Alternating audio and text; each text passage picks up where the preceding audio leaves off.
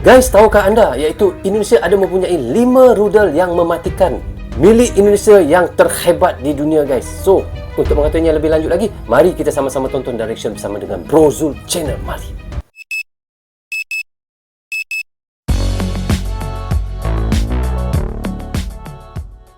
Hai guys, Assalamualaikum. Apa khabar semua? Berjumpa lagi kita di dalam Bro Zul Channel, guys. Apa khabar anda orang Indonesia, orang Malaysia, orang Brunei, orang Singapura ataupun di seluruh Asia Tenggara? Apa khabar anda semua? Saya doakan semoga anda sentiasa sihat, sentiasa dalam rahmat Allah, sentiasa dalam lindungan Allah dan sentiasa diberkati oleh Allah Subhanahu Taala. Itulah sebaik-baiknya rezeki yang Allah berikan kepada kita, iaitu kesihatan dan umur yang panjang. Okey guys, hari ini saya hendak mereactionkan satu lagi video daripada channel iaitu Tech News. Anda boleh pergi ke channel Tech News, klik butang subscribe-nya dan klik butang loceng tanda sokongan anda juga kepada channel Tech News. Jangan lupa guys, tajuk yang kita mahu reactionkan adalah China naik pitam 5 alutsista rudal mematikan milik Indonesia yang terhebat di dunia. Wow.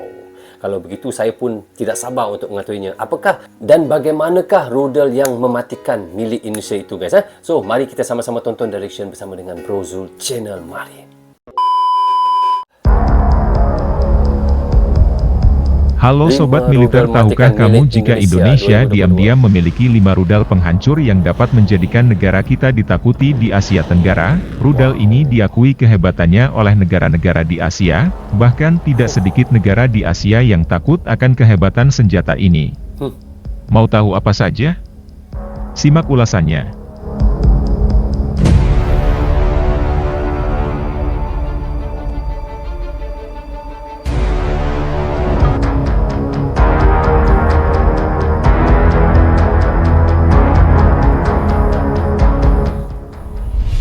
Satu, Raytheon AGM 65K2. AGM. Raytheon merupakan rudal tercanggih yang dimiliki oleh TNI Angkatan Udara.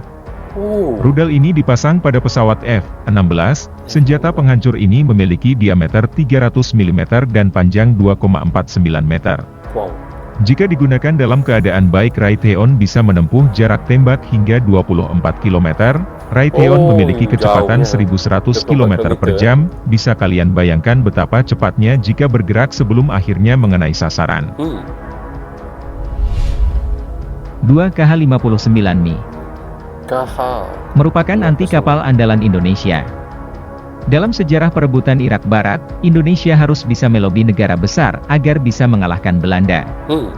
Dan di masa pemerintahan Soekarno, Indonesia bisa mendapatkan bantuan senjata dari Rusia berupa rudal yang bisa menghancurkan kapal induk Belanda Karel Doorman yang diberi nama AS-1 Kendal. Rudal ini mampu memukul Belanda hingga mereka melepaskan Irian Barat.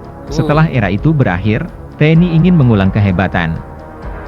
Itu dengan membeli jenis baru bernama KH-59Mi yang masih merupakan buatan Rusia, dan akan dipasangkan dengan pesawat tempur jenis Sukhoi Su-27 dan Su-30.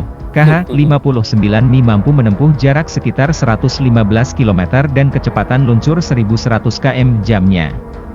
Selain Indonesia, rudal ini dipakai oleh Tiongkok dan Korea Utara. 3. Exocet MM40 Blok 3. Exocet MM40 Blok 3 merupakan rudal anti kapal high subsonik yang telah lama dipakai oleh TNI Angkatan Laut Indonesia termasuk Yunani dan Peru. Exocet MM40 Blok 3 adalah varian baru yang dimiliki Indonesia. Sebelumnya negeri ini menggunakan Blok 2 dan sering diuji coba. Exocet memiliki panjang 5,8 meter dan berat 870 kg. Untuk jangkauannya mampu menempuh jarak hingga 200 km, sebuah jarak signifikan terutama saat digunakan dalam perang. 4R-73, rudal pemburu paling hebat milik TNI AU. Pada awal tahun 2000-an mini rudal di Indonesia masih kalah jauh dengan Malaysia. Bahkan selama 3 dekade negeri ini hanya bertumpu pada rudal lawas yang berusia puluhan tahun. Untuk lepas dari kekunoan ini, TNI AU akhirnya memesan Sukhoi Su-27 dan Su-30 yang diharapkan dapat ditempati oleh senjata mematikan ini. Sayangnya senjata ini baru bisa terbeli 10 tahun setelah Sukhoi Su-27 masuk ke Indonesia. Banyak senjata yang hebat. 5 RBS 15 MK3 digunakan pada kapal cepat rudal.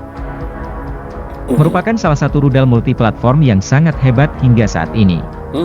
RBS 15 Mk3 bisa dipasang di truk, pesawat tempur hingga kapal perang. Untuk RBS 15 ini Indonesia memasangnya pada kapal cepat rudal, KCR, dengan nama Kelewang. Hingga saat ini Indonesia sudah memiliki 4 unit peluncur RBS 15 Mk3 yang dapat membuat negara tetangga ketar-ketir tentunya, dengan panjang 4,35 meter dengan wingspan 1,4 meter. Beratnya mencapai 800 kg. 800 kilo beratnya. So, okay guys, kita dah reaction tadi daripada channel Tech News. Memang ada 5 rudal yang katanya mematikan milik Indonesia yang terhebat di dunia. Wow guys, memang sangat luar biasa. Yang ada digunakan di darat, digunakan oleh pesawat dan digunakan oleh kapal dan boleh digunakan di darat ataupun di kapal dan banyak kegunaannya lah. Dan kita tengok di situ Indonesia memang kita tahu memang sentiasa meremajakan alutsista yang ada. Bukan saja rudal, malahan pesawat pun ditambah dengan yang baru, dan kita tengok lapis bajarnya, dan kita tengok dengan anuan 6x6-nya, dan kita tengok lagi dengan senapangnya, bomnya, dan kita tengok lagi dengan ciptaan-ciptaan baru anak-anak bangsanya untuk negara Indonesia sendiri. Kita tahu Indonesia boleh mencipta alutsista yang terbaru dan direka bentuk oleh anak bangsanya sendiri. Dia tidak perlu sebenarnya untuk membeli daripada negara luar, kerana anak-anak bangsa sendiri, Indonesia sendiri pun boleh mencipta. Dan kita tahu juga Indonesia adalah mempunyai kerjasama dengan Rusia untuk membuat nuklear. Itu yang saya pernah reactionkan sebelum ini guys.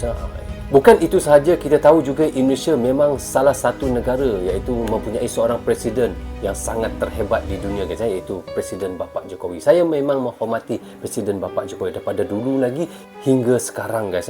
Kita tengok bagaimana Bapak Jokowi menangani masalah antara Rusia dan Ukraina. Dia menjadi pendamai antara tengah-tengah itu dan dia boleh mendamaikan Rusia supaya tidak menyerang Ukraina. Dan di situ kita tengok bagaimana Ukraina mengharap bantuan daripada Indonesia apabila peperangan antara dengan Rusia. Dan kita tengok bagaimana walaupun Indonesia ini adalah sebuah negara yang nature ataupun sebuah negara yang non-blok yang saya boleh katakan, tetapi Indonesia bukan setakat nature begitu saja, tetapi ia menyuarakan ataupun dengan lantangnya untuk menyuarakan supaya antara Rusia dan Ukraina ini moga dihentikan peperangan antara mereka. Walau bagaimanapun guys, kita sebagai rakyat Indonesia dan saya sebagai rakyat Malaysia dan sebagai orang Islam ataupun walaupun anda beragama yang lain, kita haruslah sama-sama berdoa mudah-mudahan antara Ukraina dan Rusia ini ada jalan titik noktahnya, dan kita tidak mahu untuk terus peperangan ini berpanjangan dan berlarutan, kerana apabila diteruskan peperangan ini nanti banyaklah kemusnahan yang akan berlaku dan banyak korban jiwa yang akan berlaku juga. Itu yang kita tidak mahu guys. Kesian pada anak-anak kecil dan kepada ibu-ibu dan kepada wanita, mereka semuanya ditindas dan diserang ataupun terbunuh dengan tidak sengaja. Itu yang kita sangat sedih. So, okay guys, sampai di sini saja untuk reaction sekali ini. Semoga manfaat untuk kami di Malaysia dan untuk anda di Indonesia juga. Jangan berhenti menyokong Brozu Channel. Tanpa sokongan anda, tiadalah Brozu Channel di dalam YouTube ini. Bagi anda yang suka dengan cara saya mention, anda boleh klik butang subscribe dan klik butang loceng tanda sokongan anda kepada saya. Jaga diri anda, keluarga anda, terutamanya anak dan isteri. Assalamualaikum warahmatullahi wabarakatuh.